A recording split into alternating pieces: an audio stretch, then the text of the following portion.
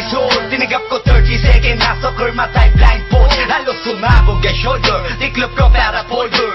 Hindi na ma-soldier pero ang war is not over. Aking burning forever, nasa magkabilang daliri. Mga tusok ng karayo, marka ng mananatili. Alam ko mali pero buhay ko dito naging makulay. Bala ang alay para sa aming mga kaaway. Ang mawali sa amin na mahal ako'y nakahanda na. May tempo ang kalaban ng edad, ihihito na. Pero teka muna, ito ba'y katotohanan? Mabigat na katanungan, ano bang pinaglalaban? Na dahil basag ang buhay mo'y sa sakripisyo. Kahit alam mo nga hastong nga kulungan ng medyo. Ang peligro at bata sa buhay namin ay likas. Bawat luwang papasak, bala ang katumba. Gusto mo ba na sumama sa aming mundo na madama?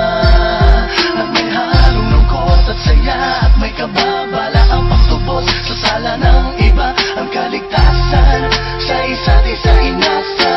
Yan ang buhay ng gangsta. Yan ang buhay ng gangsta. Buhay ng gangsta. Lagi na lang umiinit ang aking ulo, o para bang gustong pasukin ang lahat ng gulo.